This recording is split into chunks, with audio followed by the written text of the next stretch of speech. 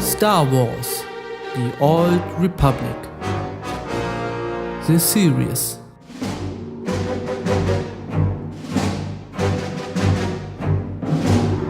Who has the future in front of him must know the past.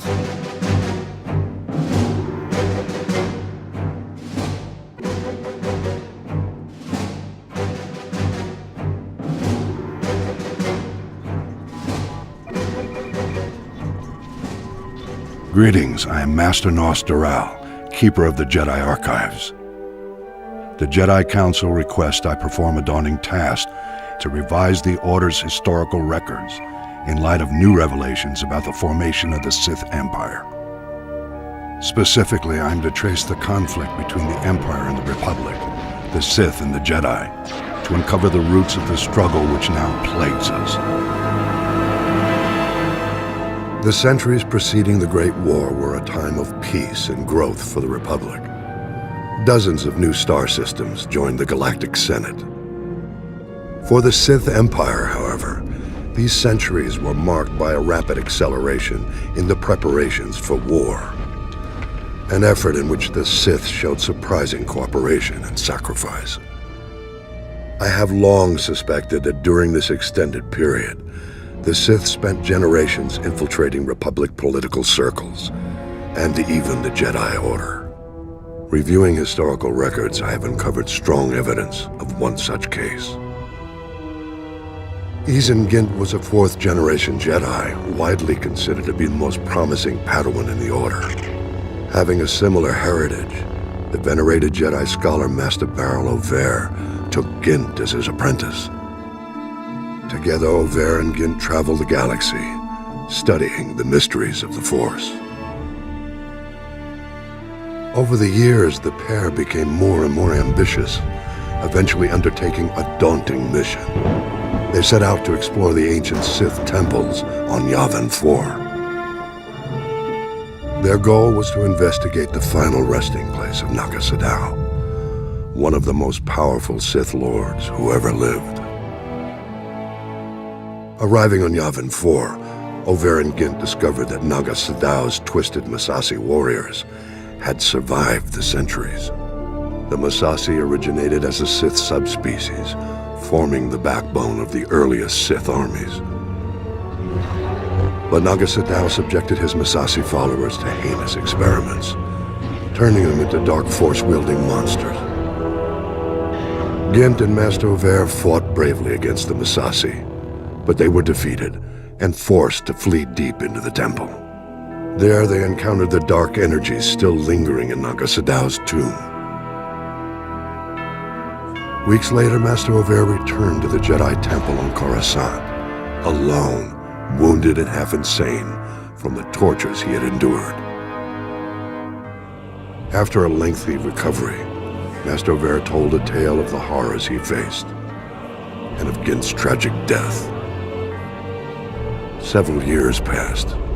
Then one day, Yavin Gint mysteriously reappeared on Coruscant, wearing the garb of the Massassi warriors and bent on killing Master Over. Possessed by the dark spirit of Naga Sadow, Gint attacked his former master in broad daylight. The brutal battle between the two was staged, with all the Republic watching. Gint's borrowed powers were formidable, but Master Over won the day. Over's triumph over darkness was celebrated, and the Jedi Council assumed that all was well. The question no one asked was this: why would Naga Sadow's spirit seek vengeance, specifically against Master Over? The answer has become clear after a closer look at Over's Jedi heritage. His father and grandfather also went out of their way to visit the tombs of the ancient Sith Lords. They were a family of Sith infiltrators. Over's mission on Yavin 4 was not for the Jedi. It was on behalf of his true master, the Dark Emperor of the Sith. The Emperor knew the spirits of the ancient Sith Lords could be a threat to his power when he returned to the known galaxy a century later. Over's trip to Yavin 4 was a preemptive strike. To seal Naga Sadow's tomb and ensure the Emperor's only enemies when he returned would be the Jedi and the Republic. How unfortunate that we've only learned the terrible truth about Master Ovair more than a century too late. Of course, this revelation only raises further questions. What other acts of dark subterfuge were Ovair and his family involved in?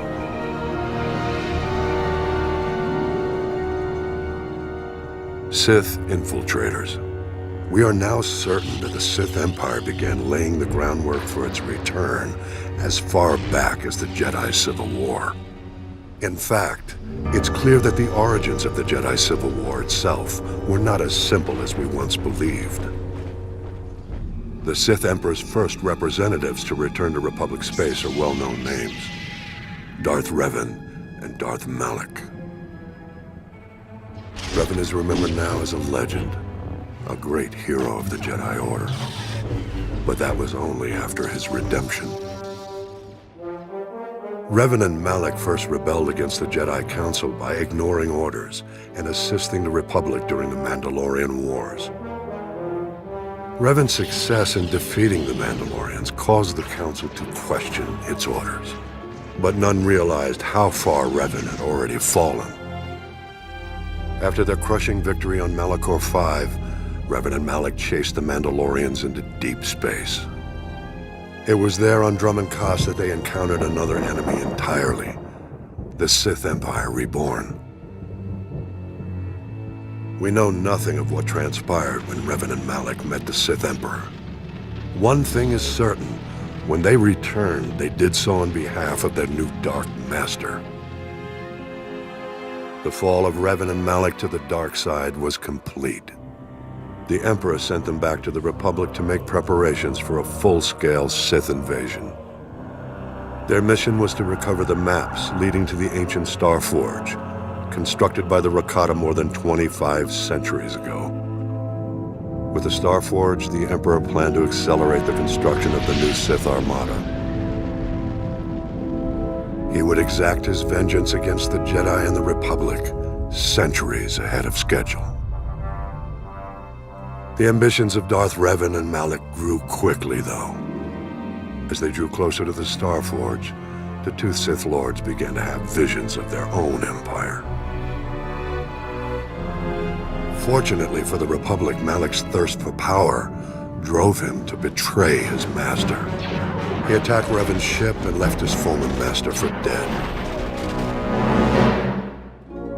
The Jedi found Revan wounded and unconscious.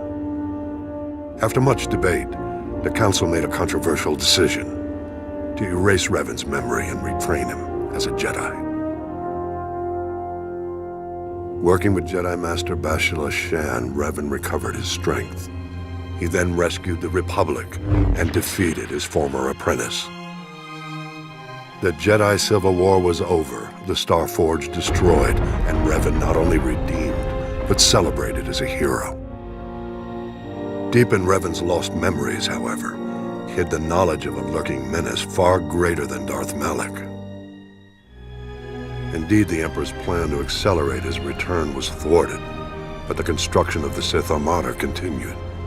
It would only be a matter of time. With the war over, Revan returned to deep space in search of the Great Evil. What happened after that is unknown.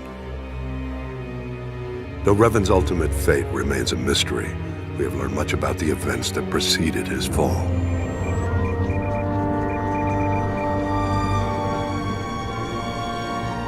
Revan and Malak did not fall to the dark side in a single moment. They turned after years spent in war and in defiance of the Jedi Council. Revan and Malak's descent into darkness actually began with compassion. The compassion that compelled them to enter the Mandalorian Wars. Of all wars in Republic history, the war with the Mandalorians was the bloodiest, due in large part to the Mandalorians' ambitious leader. Mandalore the Ultimate sought to create the most powerful army in the galaxy. To achieve this, he had to defeat the Republic and its Jedi protectors. calling together the Mandalorian clans and recruiting new warriors as Neo-Crusaders. Mandalore began conquering unaligned worlds in the Outer Rim. The Mandalorians fought Republic allies on many fronts, but the Republic military wasn't fully mobilized until Taris was threatened. In the first series of battles, the Republic proved victorious. Several heroes emerged, including the dedicated soldier and talented pilot, Lieutenant Carth Onasi. But Onasi and the rest of the Republic's defenders hadn't faced the true challenge. Mandalore the Ultimate was secretly holding the bulk of his forces back to test the Republic's strength. Unleashing their full might, the Mandalorians devastated the Republic's defenses and began terrorizing systems from the Tingle Arm to the Mid-Rim. The Jedi Council refused to be baited into the battle. Despite the Mandalorians' brutal aggression, the Council decreed that no Jedi should take part in the fight. As the war grew worse, however, a splinter group of rebels formed within the Order, determined to rally to the Republic's defense. The splinter group was led by Revan and Malak. Joining Onasi and the rest of the Republic's troops, Revan and Malak turned the war around. Revan led the Republic's forces in a powerful push to drive the Mandalorians from Republic space. In the final battle, Revan single-handedly slew Mandalore. He then activated a superweapon which destroyed an entire planet and everyone on it. Revan's act destroyed the Mandalorian armies and ended the war, but sacrificed the lives of thousands of Republic troops and Jedi in the process. With the war over, dutiful Republic soldiers like Carth Onasi returned to their post, but Revan and Malak pursued the remnant of the Mandalorian armies into deep space. It was there, of course, that Revan and Malak found the Sith Empire, and upon meeting the Emperor, their fall to the dark side was complete. Though it became a boon to the Emperor's plan, none suspected that the hand of the dark side played a role in the Mandalorian Wars. A closer analysis of history suggests otherwise. The infamous Sith Lord Exar Kun had no relations with the true Sith Empire, but his fall to the dark side set the stage for the Mandalorian Wars and the eventual fall of Revan and Malak. As a young Jedi Knight, Exar Kun exhibited a strong connection to the Force. Through long practice, he achieved unparalleled prowess in lightsaber combat. Seeking to expand his knowledge as well, the young Jedi delved deeper into his studies of the Force and ignored his master's cautions, believing himself to be immune to the draw of the dark side. The Jedi Council grew concerned, observing that Exar Kun's thirst for knowledge was starting to resemble a thirst for power. But he was already beyond their reach. Traveling to the Onderon system, Kun encountered the spirit of the ancient Sith Lord Freeden Nad. The spirit directed the young Jedi to where he might find the powerful secrets he sought. Venturing into the Sith mausoleums on Korriban, Kun faced tests from the fallen Sith Lords. When he emerged, he had passed the point of no return. His fall to the dark side was inevitable. To complete his indoctrination, Exar Kun journeyed to Yavin 4. There, like others who came before and after, he encountered the fearsome Massassi warriors created by Naga Sadow. The Massassi captured Exar Kun and offered him as a sacrifice to an ancient Sith worm. Facing death, Kun fully embraced the dark side and channeled his hatred to kill the worm. Empowered, the young Sith Lord then enslaved the Massassi and recovered an ancient Sith battleship, abandoned centuries earlier by Naga Sadow. However, ruling Yavin 4 was not enough. Seeking to establish himself as the undisputed Dark Lord of the Sith, Exar Kun attacked the Krath cult of the Empress Tita system. Among the Krath, Exar Kun came face to face with another fallen Jedi, whose strength matched his own, Ulic Qel-Droma. Qel-Droma had fully embraced the dark side, after unsuccessfully trying to infiltrate the Krath and dismantle their cult from within. After a long duel, Qel-Droma and Exar Kun joined forces. Exar Kun is the undisputed Dark Lord of the Sith, Qel-Droma as his apprentice. Their armies, Krath and Massassi, combined to form the infamous Brotherhood of the Sith. The Brotherhood then waged a ruthless war against the Republic and the Jedi.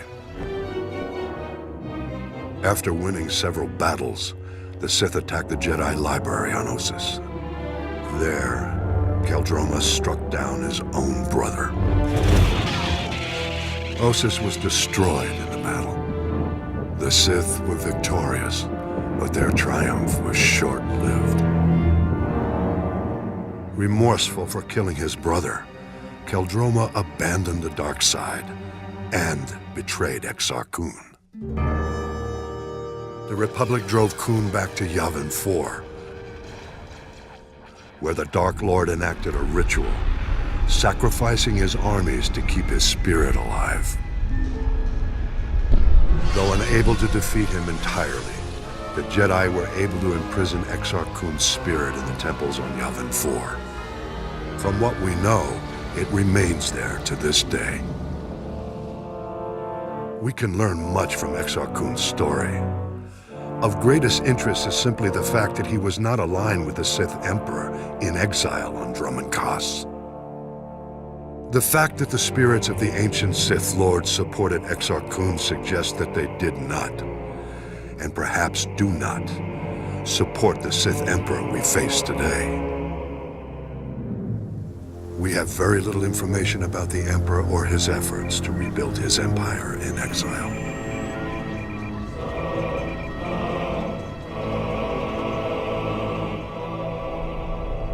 For more than 1,000 years, the resurrected Sith Empire advanced unchecked in deep space.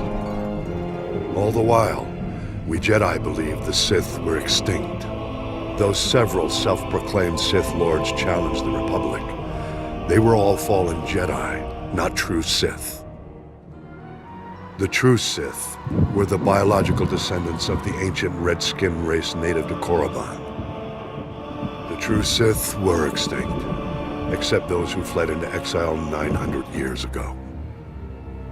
The success of their reincarnated civilization is testimony to the dark genius of the Sith Emperor. But the dedication of the Imperial people must be acknowledged as well.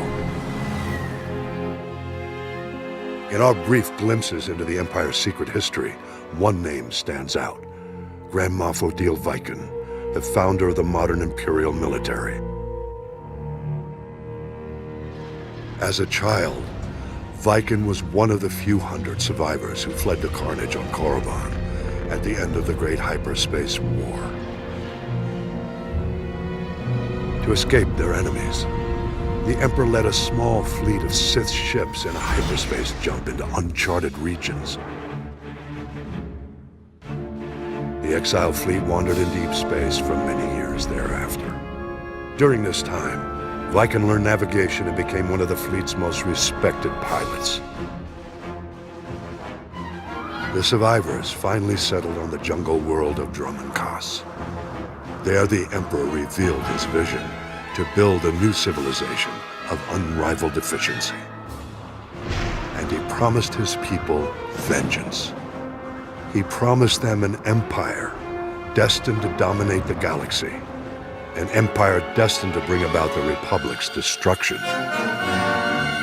The Emperor's role in Reconstruction was as visionary alone. He's said to have withdrawn into isolation and left the logistics to a newly formed Dark Council and to loyal Imperial leaders like Odile Viken. While the Dark Council debated long-term plans in the Sith power structure, the young Viken took on the monumental task of establishing order. Viken drafted every non-Force user of age into the new Imperial military. He then developed the Imperial Military Training Regimen that remains to this day. With his army well-trained, Viken led a campaign to carve a footprint into the wilderness of Dromund Kaas, to create room for the Empire's new capital to flourish. Records suggest that during the campaign, he personally slew a rabid Tyrantatek on the site where the Imperial Citadel stands today. After establishing the Empire's dominion on Dromund Kaas, Viken turned his attention to constructing a new Imperial Navy. Dividing his troops between engineering, mining, and manufacturing, he laid the groundwork for an ambitious plan: the creation of the Imperial Armada. By his own estimates, the task would take centuries. Viken knew he would never see even a fraction of his plan's success. Nonetheless, he garnered the support of the Dark Council and started the work. It was this act which earned Viken the honor of being the first Grand Moff recognized in the new Imperial military. Grand Moff Viken was eventually killed during an Imperial campaign to conquer an alien system in deep space. He died in battle on the bridge of a prototype Star Destroyer, a fitting end to the first Imperial Grand Moff.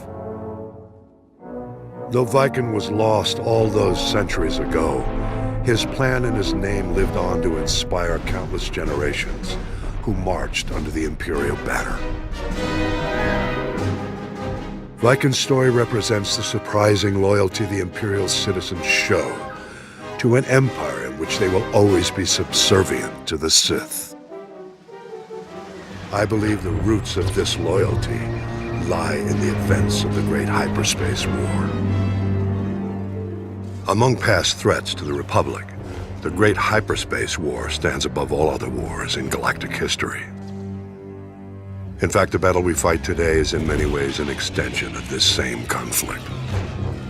The Sith Empire we believe we had destroyed in this war has now returned to avenge its defeat.